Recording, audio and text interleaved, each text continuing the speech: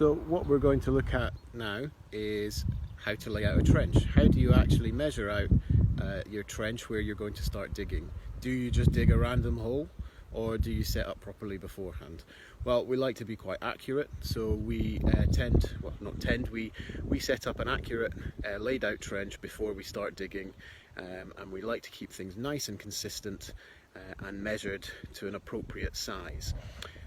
So what we're going to look at first is the different tools and equipment that you'll need to do this.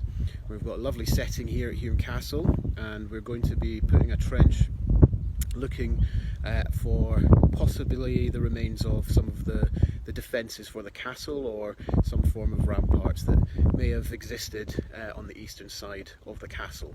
You can see behind me the terrain is actually quite useful for defence anyway, with lots of different outcrops and sort of natural features that can be utilised for building defensive structures such as ramparts.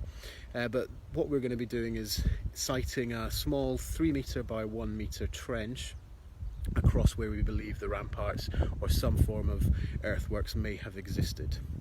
So first off, let's look at the equipment that we need. So down here you can see all of the tools that we're going to need for this task. We've got some nice brightly coloured plastic surveying pegs, or tent pegs. We've got a couple of long tapes. These ones are 30 metre tapes. We have some large bulldog clips. We've got some nice fresh brightly coloured string, and we have a spare peg as well down here, which will help us position our tapes when we're getting set up. For those of you who can remember back to your school days, what you want to recall is Pythagoras' theorem. If you're doing archaeology, you do need to remember this. It is a useful thing in later life. For those of you who haven't covered the topic yet in school, when you get to it, remember it. It will be useful if you ever want to become an archaeologist. So the reason we use Pythagoras' theorem is so that we get nice square corners on our trenches. We don't like digging in triangles or circles. We want nice squares or rectangles, and with that we need nice right angled corners, and we use Pythagoras for that. So as we're laying out the trench, we'll explain how that all works. For this 3 metre by 1 metre trench, you can see we've got our first peg in the ground. Once you've located yourself in the landscape and you know where your trench is going, stick your first peg in the ground, and then all we need to do from there is measure out a straight line to get our second peg. So we take one of our 30 metre tapes, and this is where our spare tent peg comes in handy, because we can peg it right next to what will become the corner of our trench. This side here.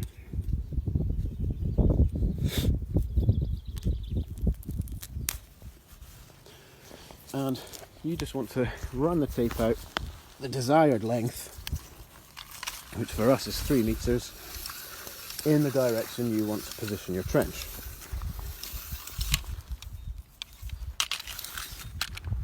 So we've gone a little bit too far there, but there we go. So get it nice and tight, get the string nice and tight, and then you want to stick your peg in. Just check that you're at the 3 metre mark, which we're fine. If you're using these kinds of pegs, it's also useful to have these hooks facing outward from where your trench is going to be, because then you can hook your tapes around, and we're going to see why in a second. So here we have our first 3 metre length of trench laid out, but we want to get a nice right angle on this. So we use Pythagoras' theorem to create a right angled corner, and for those of you that can't remember how it works, the basic principle is a squared plus b squared equals c squared. So this length is 3 metres, let's call that A. We want to create a 1 metre corner coming along this way, so we'll call that B.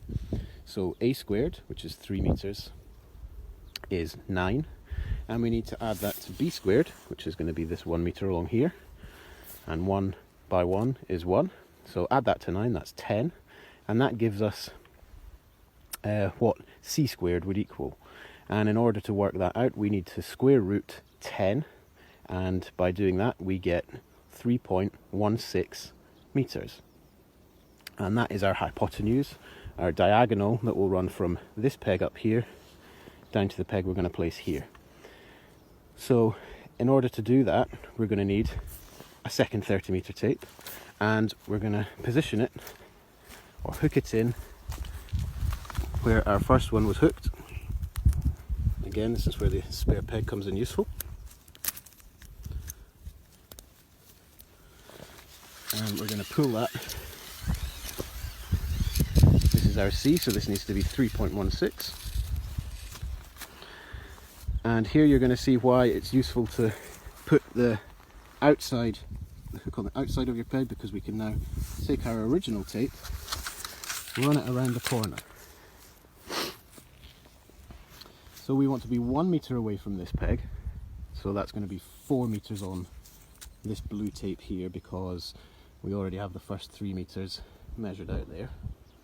So 1 meter, or 4 meters on this tape, sorry, is back here.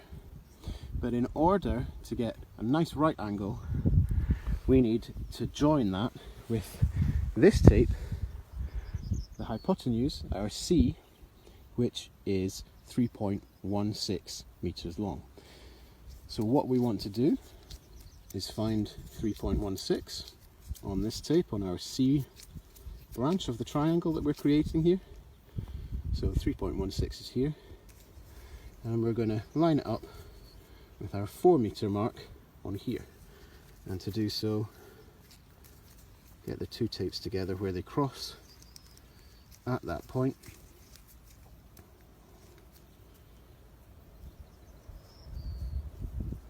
And stretch them as you need. And make sure they're nice and tight.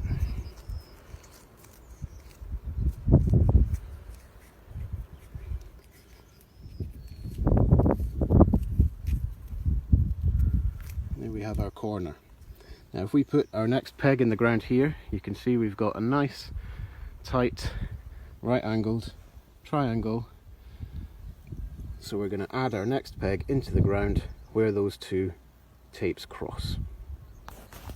So here we are, ready to get our fourth corner using Pythagoras again. So we've repositioned our spare peg and we've hooked our two tapes over it. The C line, the hypotenuse, runs away in a diagonal line for 3 meters, and our other tape is doing the same job as it did last time, hooking around an existing trench peg, and that length there is 1 meter, and so we extend this out to create a 3 meter length of this side of the trench. So we want to add that to the one up there, so 4 meters. And if we remember the measurement for our hypotenuse, our C line, as 3.16, we need to make these two tapes cross again at 3.16 on this tape and 4 meters on this tape, but it's only 4 meters on this tape because we've already got 1 meter measured out on it up there. If you were starting from this peg up here, you would only measure to 3 meters on this tape. So we extend this out to our 4 meters, line it up with 3.16, get them nice and tight, and that is where we will position our peg. Now you can see we have all 4 pegs positioned in the ground, and this last peg that we put in, if we just double check this measurement, which should be 1 meter, which we have nicely just there. So we now have perfectly right angled rectangle measuring 3 meters in length and 1 meter in width, and now we're ready to secure those pegs in the ground properly, tie some string around for our trench edges, and then we're ready to start. And there you have it, Pythagoras' theorem in action. It is useful, but just so you know, my brain is not able to compute square roots by itself. I worked that out using a calculator beforehand. But as I say, we're now ready to string this trench out, take the turf off and start looking for those ramparts.